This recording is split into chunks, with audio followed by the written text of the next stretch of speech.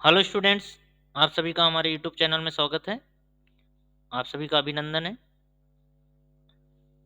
सरकार की तरफ से एक भर्ती निकली है, डीआरडीओ, जो डिफेंस की भर्ती है, CPTAM। एडवर्टीजमेंट आ चुका है, आपको बता दूं, CPTAM का।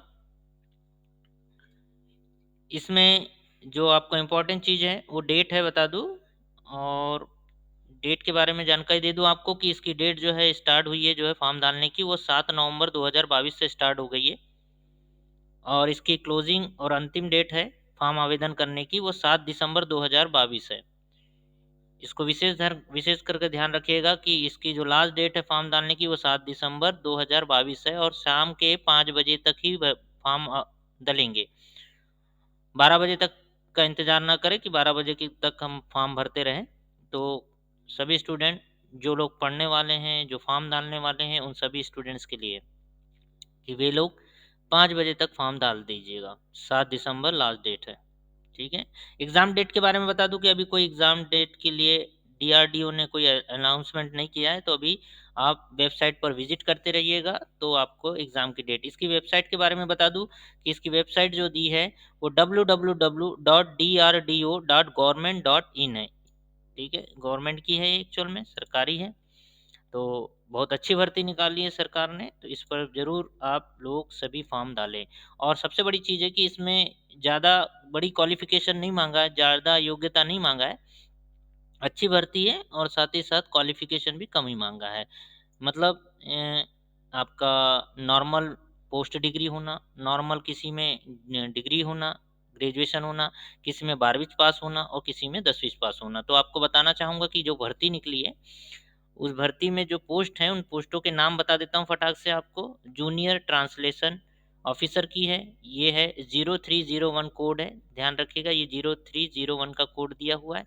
इसके बाद जो भर्ती है आपका स्टेनोग्राफर ग्रेड फर्स्ट की है। इसके बाद है स्टेनोग्राफर सेकंड की। तीसरी है, चौथी है आपको एडमिनिस्ट्रेटिव असिस्टेंट। पांचवी है आपका एडमिनिस्ट्रेटिव असिस्टेंट। छठवीं है स्टोर असिस्टेंट। सातवीं है आपका स्टोर असिस्टेंट। आठवीं है आपका सिक्योरिटी असिस्टेंट। और आठवीं है आपका व्हीकल ऑपरेटर। नौवीं आपकी जो भर्ती निकली है, वो पोस्ट निकली है, वो फायर इंजीनियर ड्राइवर की। और 10वीं जो है वो है फायरमैन की।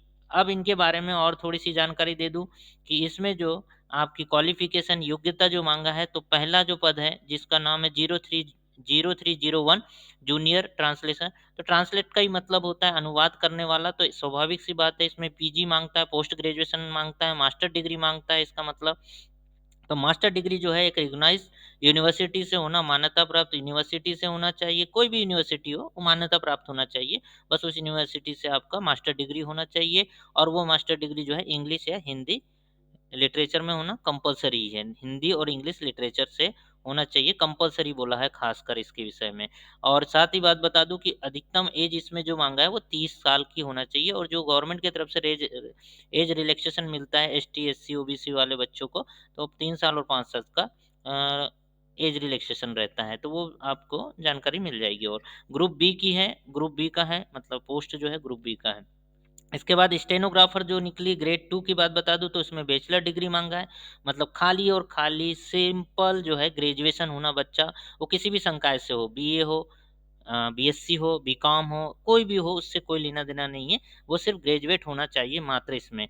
और कोई भी यूनिवर्सिटी से हो, यूनिवर्सिटी का कोई ऐसा नहीं है कि कोई पर्टिकुलर यूनिवर्सिटी से, कोई भी यूनिवर्सिटी से हो, और कोई भी संकाय का बच्चा हो, वो ग्रेजुएट होना चाहिए, उसका ग्रेजुएशन कंप्लीट होना चाहिए। स्किल के बारे में बता दूं, क्योंकि स्टेनोग्राफर की है, तो स्टेनोग्राफर का उसके पास भी जो है नॉलेज होना, ज्ञान होना, और साथ ही साथ उससे बनना चाहिए। तो स्किल होना जरूरी है, ठीक है, सर्टिफिकेट नहीं बोला है, स्किल आना जरूरी है खासकर इसमें। तो वो सीखा हुआ होगा बच्चा, तो वो कर लेगा इस चीज़ों को। तो ये वाला होगा स्टेनोग्राफर की बात कर लेते हैं अपन। ग्रुप बी की भर्ती है इसमें। स्टेनोग्राफर ग्रेड 2 की बात करें तो सिर्फ 12वीं पास मांगा है, और वो रिकग्नाइज बोर्ड से होना चाहिए, 12वीं पास होना चाहिए। इसमें एक और चीज़ बता दूं, 12वीं क्लास का मतलब बच्चा ओपन से भी अगर बोर्ड से पास हुआ है, तो वो भी हो, उसको भी फॉर्म डाल सकता है। और माध्यमिक शिक्षा मंडल या कोई अन्य बोर्ड से भी अगर उसने पढ़ा है तो वो भी आवेदन कर सकता है 12वीं का बच्चा जो है इसमें। और इसमें भी स्किल टेस्ट ही माँगा है, आपको बताऊँ स्टेनोग्राफर की, तो स्किल टेस्ट आना चाहिए, उसको बनना चाहिए, उसको आना चाहिए और वो अगर कर लेता है तो उसके लिए अच्छी बात है ये। ये तो फॉर्म आवेदन कर सकता है, मात्र इसमें 12वीं पास माँगा है। अब आपको बता दूँ आगे का, तो आगे मैं बता दूँ कि एडमिनिस्ट्रेटिव असिस्टेंट आपको बता दूँ एडमिनिस्ट्रेटिव असिस्टेंट की भर्ती है, इसमें 12वीं क्लास पास और साथ ही साथ इसमें कहा है कि रिकग्नाइज्ड बोर्ड से होना चाहिए। 12वीं पास है खाली मात्र इसमें। इसमें भी स्किल टेस्ट ही माँगा है। स्किल टेस्ट का मतलब ये है कि उसको इंग्लिश टाइपिंग आना चाहिए। इंग्लिश टाइपिंग माँगा है, ना ही इसमें कोई सर्टिफ़िकेट, ना ही डिप्लोमा, ना ही कोई और चीज़ माँगा है इसमें। ठीक है? सिर्फ़ मात्र इसमें 12वीं पास और साथ ही साथ उसको टाइपिंग अच्छी बनना चाहिए। तो स्टूडेंट ध्यान रखिएगा कि अच्छे से टाइपिंग करना चालू कर दीजिए। आपके लिए बहुत अच्छा मौका आया है कि आप अच्छे से टाइपिंग करें, हिंदी और इंग्लिश दोनों। तो हिंदी में भी वही माँगा है और इंग्लिश में भी यहाँ देखिएगा, तो आपको हिंदी में भी वही माँगा है और इंग्लिश में भी वही माँगा है। तो बस 12वीं पास जो बच्चा है इसको आवेदन कर दे, 18 साल की एज हो गई है उसकी तो वो आवेदन करने योग्य है। बस पढ़ाई करना चालू कर दीजिए। ठीक, सी सी ग्रेड की भर्ती है ये सब, जितनी भी आपको दिखा रहा हूँ सी ग्रेड की है और 2 भर्ती ऊपर में जो है वो सिर्फ़ बी ग्रेड की है। ठीक है? इसके अलावा आपको बता दूँ इसके बाद दिया है स्टोर असिस्टेंट। इस स्टोर असिस्टेंट में भी 12वीं पास माँगा है और इसमें भी इंग्लिश टाइपिंग आना चाहिए। और इसके बाद आपको देखिएगा तो स्टोर टाइपिंग हिंदी, तो इसमें भी क्या बोला है 12वीं पास होना चाहिए तो। और 12वीं पास में भी इसमें कोई सब्जेक्ट पे नहीं बंधन है इसमें। इसमें आर्ट का हो, साइंस का हो, कॉमर्स का हो, एग्रीकल्चर का हो, उससे कोई उसका संबंध नहीं है। 12वीं सिर्फ़ पास होना चाहिए। तो बहुत अच्छी और बढ़िया भर्ती है आप सभी लोगों के लिए। अभी तक आप सभी लोगों ने चैनल को सब्सक्राइब नहीं किए हो, लाइक नहीं करे हो और शेयर नहीं करे हो तो कृपया करके इन सब चीज़ों को कर लें ताकि आपको नोटिफ़िकेशन जो है आपको बाकायदा भर्ती की आते रहे। चलिए आगे बताना चाहेंगे कि सिक्योरिटी असिस्टेंट ए की बात करेंगे तो 12वीं क्लास पास होना, साथ ही साथ इसमें जो है सिक्योरिटी की बात है तो स्वाभाविक सी बात है फिज़िकली फिट होना ज़रूरी है, तो इसमें फिज़िकली फिट होना अति आवश्यक है। इसको बोला है उसने कि फिज़िकली रूप से अच्छा होना चाहिए व्यक्ति जो है, ठीक है? इसके अलावा इसमें सिर्फ़ 12वीं पास माँगा है, ध्यान रखिएगा सिक्योरिटी असिस्टेंट के लिए ए के लिए 12वीं पास माँगा है और अन्य कोई चीज़ भी नहीं माँगा है, बाकी फ़िटनेस में अच्छा होना चाहिए। ऐज में बता दें तो जो सी ग्रेड की जितनी भी भर्ती निकली है, ग्रुप सी की जो भर्ती निकली है, उस सब में जो है 27 साल अधिकतम ऐज माँगा हुआ है और जो ऐज रिलैक्सेशन होती है, वो एक अलग चीज़ है और मिल जाती है जो छूट। इसके अलावा व्हीकल ऑपरेटर की बात करूँ तो इसमें सिर्फ़ मात्र और मात्र 10वीं पास माँगा है, 10वीं पास होना बच्चा और इसमें इसके पास एक वैलिड जो है ड्राइविंग लाइसेंस होना अति आवश्यक है। ले ड्राइविंग लाइसेंस होना, two wheeler, three wheeler, light vehicle, motor का उसका होना और साथ ही साथ उसको मोटर का नॉलेज भी होना, मशीन मशीन सुधारने का नॉलेज होना हल्का-फुल्का, उतना में ही चलेगा। तो व्हीकल ऑपरेटर के लिए यही भर्ती माँगा है उसने।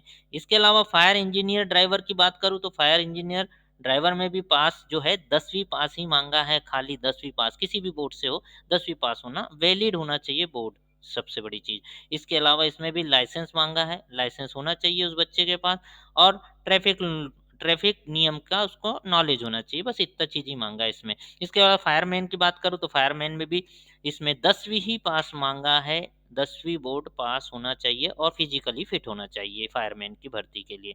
तो ये भर्ती के विषय में आपको जानकारी दे दिया। आपको और बता दूँ कि टोटल जो भर्ती निकली है बहुत ज़्यादा भर्ती कह सकते हैं क्योंकि 1061 हमें तो सिर्फ़ 1 सीट पर लड़ना है, हमें तो 1 सीट चाहिए, तो 1061 करीब भर्तियाँ निकली हैं और आप लोग तैयारी करेंगे तो स्वाभाविक है आपकी भर्ती निकलने की संभावनाएँ रहेगी। आप अच्छी मेहनत करेंगे तो स्वाभाविक है आपकी निकलेगी जॉब। यहाँ पर आगे देखते हैं तो आपको कुछ जानकारी और दे दूँ, जो आपके लिए बहुत ज़रूरी है आवश्यक है। तो इसमें आपको बता दूँ कि जहाँ एग्ज़ाम सेंटर आप चाहेंगे वो एग्ज़ाम सेंटर आपके लिए रहेगा जिसमें आपको बता दूँ आगरा, अहमदाबाद ये जो एग्ज़ाम सेंटर है, बता दूँ हैदराबाद, है ना? जबलपुर नागपुर, इसके अलावा आपको भोपाल ये एग्ज़ाम सेंटर दिए हैं। ये पूरे एग्ज़ाम सेंटर आपके रायपुर है, आपको बता दूँ। तो ये एग्ज़ाम सेंटरों के नाम दिए हुए हैं आपको। यहाँ पर कि जहाँ पर आप एग्ज़ाम दे सकते हैं। आपको बता दूँ यहाँ दिया है आगरा, अहमदाबाद, है ना? भोपाल, चेन्नई ये सब चीज़ जबलपुर नासिक, है ना? नागपुर भी दिया हुआ है, मुंबई भी है। ये आपके लिए भर्ती के लिए मतलब एग्ज़ाम देने के लिए जगह दी गई है, ठीक है? जो स्टूडेंट जो है फर्स्ट एग्ज़ाम क्लियर कर देगा, टियर फर्स्ट करेगा, टियर फर्स्ट के बाद उसका जो है सेकंड टियर में उसको एग्जाम कंडक्ट होगी उसकी। टियर फर्स्ट मतलब आपका सिलेक्शन प्रोसेस में भी बता दिया हूँ कि the selection process will be consist of tier first CBT and tier second skill वाला टेस्ट जो है as script table 2 of the section. कहने का मतलब टियर फर्स्ट में be normalized as per requirement. The tier consider of the objective type multiple question and the medium of examination with Hindi और English. आपको बता दूं हिंदी और इंग्लिश दोनों मीडियम के पेपर रहेंगे आपके, ठीक है। आप हिंदी इंग्लिश दोनों में से जिसमें भी चाहें दे सकते हैं। इसके अलावा tyre first examination is the provisional selection and the tyre second. एक चीज है कि आप पहला जो फर्स्ट एग्जाम क्लियर करेंगे तो सेकेंड में आपको बुलाया जाएगा। फर्स्ट एग्जाम जो होगी इसके बाद सेकेंड।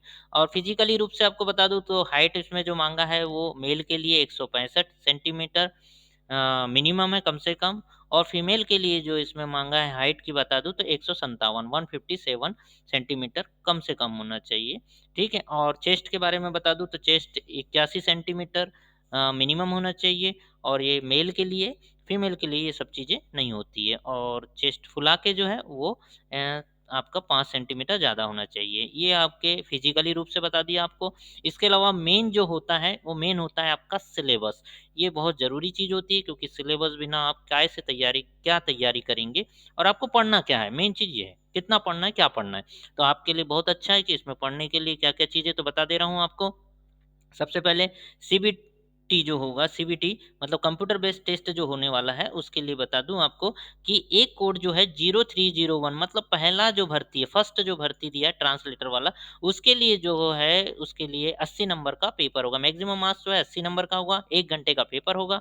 और उसमें जो है आपको 40 क्वेश्चन दिए रहेंगे जनरल हिंदी के और 40 क्वेश्चन देंगे जनरल इंग्लिश के। जनरल बोलता जरूर है लेकिन जनरल होता नहीं, बहुत अंदर से पूछता है सवाल। बहुत अच्छे से डीपली पढ़ना पड़ेगा आपको, अच्छी स्टडी करना पड़ेगा तभी जाके आप उस सवालों को हल कर पाएंगे, ठीक है। इसके बाद आपको जो कोड नंबर दूसरे दूसरे दिए हैं उसको देख लीजिएगा। तो यहाँ पर और कोड दिए हैं जो है 0401 0501 0601 0602 0701 एंड 0702 0801। ये कोड है जितने भी आपके सामने नजर आ रहे हैं स्क्रीन पर, इनको देख लीजिए, इन्हीं के नाम से आपका पोस्ट है, ठीक है। ये जो पेपर देने वाले बच्चे हैं वो 75 नंबर का पेपर देंगे।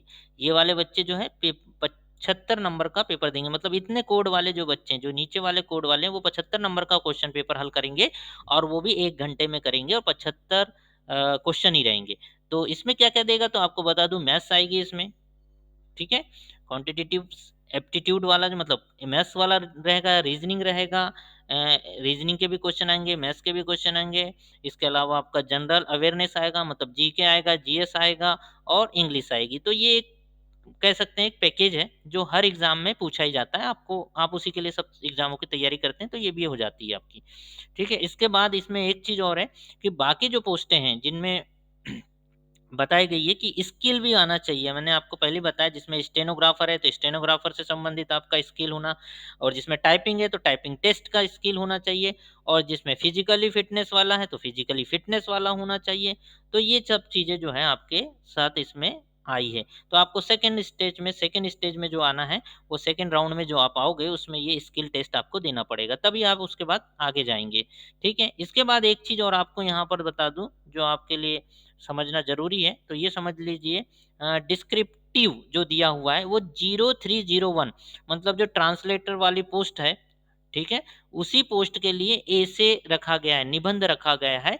वो सिर्फ निबंध उन्हीं को देना है, बाकी पोस्टों के लिए स्टूडेंट बच्चों को ये निबंध वाला नहीं करना है। और ये पेपर जो होगा वो होगा आपका 200 मार्क्स का होगा और इसके लिए 2 घंटे मिलेगा, मतलब 120 मिनट मिलेगा। तो समझ लीजिए आपको ये आपका सिलेबस मैंने आपको बता दिया और आप लोग बिल्कुल तैयारी में लग जाइए। आई होप आपको ये सब चीज़ें समझ में आई होगी। तो अगर आप सभी को समझ में आई सब चीज़, और अगर कुछ चीज़ें अगर नहीं समझ में आई तो आप बिल्कुल कमेंट्स कर दीजिएगा, बता दीजिएगा, ताकि हम आपको अगली बार और चीज़ों को क्लियर करके बता सकें। और इसी के साथ आप हमारे चैनल को सब्सक्राइब कर लीजिएगा, लाइक कर लीजिएगा। एक बार हम और बोलना चाहेंगे आपको, और ज़्यादा से ज़्यादा शेयर करिएगा ताकि सभी बच्चे जो हैं जितने भी पढ़ने वाले स्टूडेंट हैं उन सभी तक ये सब जानकारी पहुंच सके और आगे भी हम आपको जानकारी प्रोवाइड कर सके। तो आप तैयारी करें, मेहनत करें और आप सफल हो, ऐसी शुभकामनाओं के साथ। जय हिंद। धन्यवाद।